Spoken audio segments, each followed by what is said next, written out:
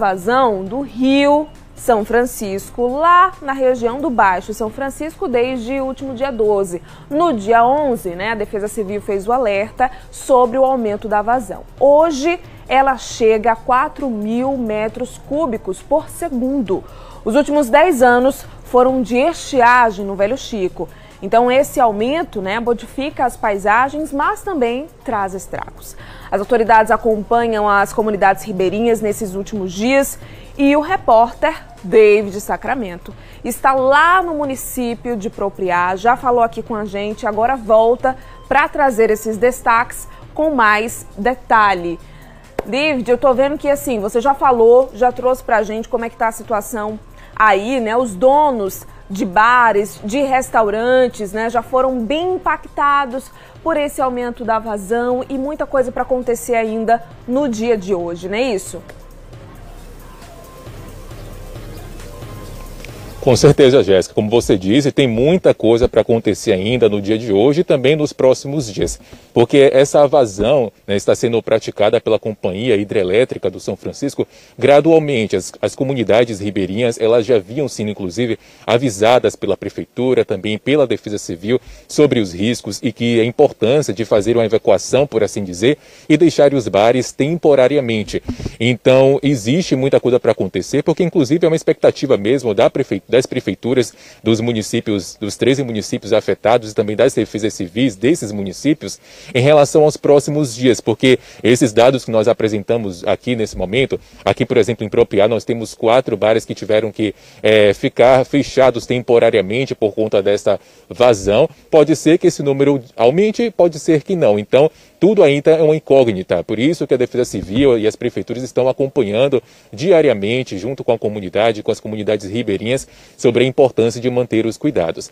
E a grande preocupação mesmo é com esses donos desses estabelecimentos, inclusive a prefeitura daqui está até mesmo tentando um recurso com o Tesouro para poder ver se consegue segurar um pouco a barra, por assim dizer, dessas famílias, desses donos, desses comerciantes que vão precisar realmente ficar com o comércio fechado por um tempo. Nós estamos aqui neste momento, inclusive, com o prefeito da cidade, o Valberto de Oliveira Lima, prefeito de Propriá.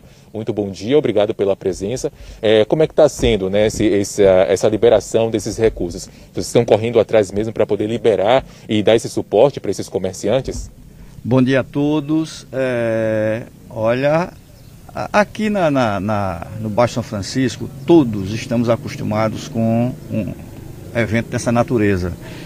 É claro que o último evento desse porte ocorreu em 2009, mas os donos de bares e o poder público já sabem mais ou menos o que tem que fazer quando essa situação é disparada pela Chesf.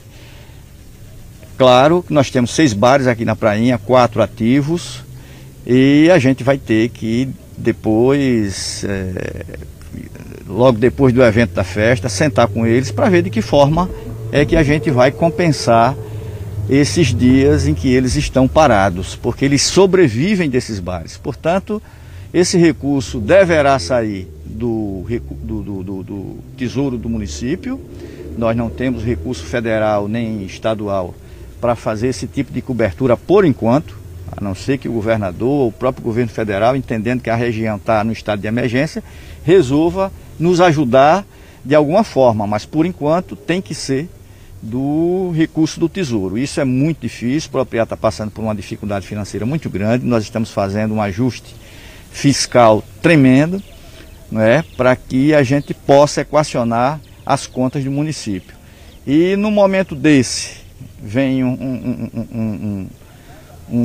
uma emergência dessa, porque isso aqui, se a gente não tiver preparado para isso daí, é um problema sério aqui, não só para os moradores, da margem do rio, mas também parceleiros que têm seus lotes invadidos e perdem quase toda a safra, apesar do controle que a Codevasf possa fazer. Prefeito, o senhor falou aí nos próximos dias para poder realmente ajudar esses bares, né? Mas com certeza vocês já devem estar em tratativa, conversando com eles. Mas existe uma preocupação, porque inclusive são famílias que dependem, como o senhor mesmo falou, desses comércios. Existe uma possibilidade da prefeitura daqui de Propriá declarar estado de emergência para que o governo federal ele possa entender essa situação de calamidade e também ajudar com recursos? Olha, a Propriá talvez tenha sido a cidade menos afetada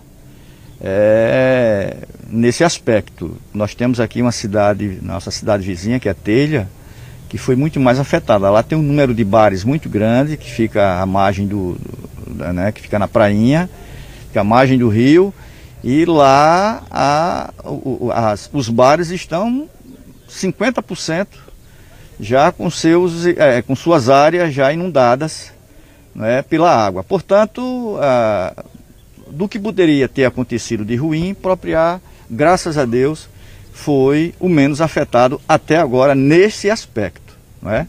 Certo, nós temos aí hoje uma vazão, né, que está acontecendo pela Companhia Hidrelétrica do São Francisco. 4.000 metros cúbicos vão ser praticados a partir de hoje, e isso só vai ser sentido daqui a 16, 30 horas no município de Propriá. Pode ser que essa situação aqui ela realmente mude. E a Prefeitura, a Defesa Civil, está preparada para isso? Estamos, claro. Nós estamos sim. Não só temos o apoio da Defesa Civil do Estado, mas a gente aqui está em permanente estado de alerta. Ontem, por exemplo, por volta das 20 horas, recebemos um SOS que uma porta d'água que segura o riacho no Jacaré, não é? Alguém de forma intencional ou de forma curiosa abriu e foi um Deus nos acuda, né? Foi água invadindo com risco de chegar a atingir 2 bairros aqui que nós temos muito pobres, que é o Conjunto Santo Antônio e o Conjunto Maria do Carmo. Mas me parece que essa situação vai ser reavaliada hoje, não é? A Defesa Civil do Estado, a Codevasf e a nossa Defesa Civil estarão presentes novamente lá no Riacho para ver o que é que pode ser feito ou se vai ser preciso uma medida de contenção de urgência desse volume de água. Certo, agora falando sobre as famílias desalojadas, nós temos aqui cerca de 3 famílias que ficaram desalojadas, tiveram que deixar as casas que inclusive eles construíram também na beira do rio. Essas famílias elas foram para onde? Como é que estão elas? Olha, são famílias que vivem parcialmente, tem negócios na beira do rio, tem gente que conserta canoa, tem gente que usa pescador que usa para guardar seus instrumentos de pesca, mas que tem onde morar aqui na cidade, não é? Mas eles vivem a maior parte do tempo nesses barracos e a gente teve que desalojá-los, não é? Porque o volume de água estava subindo rapidamente, né? Acima do que a gente previa, e tivemos que antecipar essa retirada deles, mas foi tudo de forma normal, não houve trauma, eles sabem, já estão acostumados com esse fenômeno, não é? E agora, se a vazão aumentar, soubemos há pouco que a Chesf está fazendo uma reunião com o seu comitê de urgência para aumentar a vazão para 6.000, aí a situação fica realmente complicada. Acredito que a partir daí, meu amigo, a gente tem que decretar estado de emergência. Ok, muito obrigado, viu, prefeito, pelos esclarecimentos, pelas informações. Então é isso, né, Jéssica? Como você pode observar aqui, a situação é essa, né? Realmente a água, ela veio bastante aqui, né, para a parte da prainha, ela já tomou essa parte daqui, os bares ali de trás, eles já estão, né, interditados temporariamente. E o prefeito, ele falou sobre essa questão, né, de que muitas famílias já sabem sobre essa situação aqui, mas a gente sabe que muitas vezes também é um trabalho de convencimento que precisa ser feito pela Defesa Civil para que essas comunidades ribeirinhas, elas deixem as residências e os comércios também, porque para eles é muito mais do que apenas um comércio, é muito mais do que apenas um bem material. Isso é toda uma história, existe toda uma situação emocional que é colocada em cima dessa situação.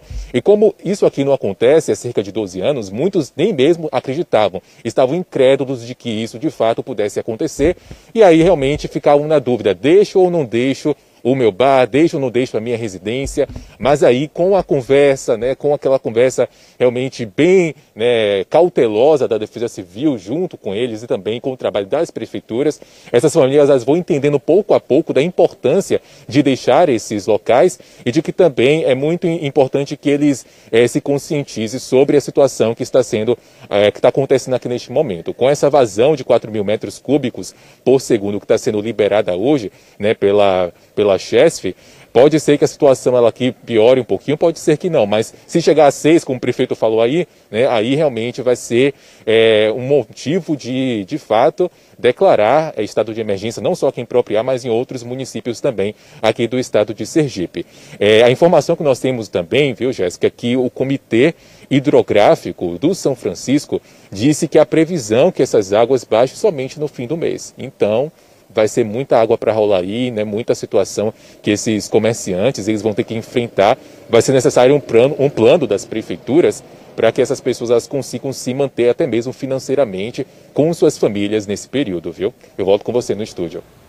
Pois é, David, um plano da prefeitura, um plano do governo e também do governo federal através do Ministério da Cidadania, né? Para que alguma coisa aconteça de benefício para essa população, para que elas tenham algum auxílio, alguma outra forma de ter renda, né? Até para depois fazer os reparos, né? Após todo o estrago por conta da vazão. E aí você já me fala, o prefeito já fala também sobre o aumento ainda mais, né, da vazão para 6.000 metros cúbicos.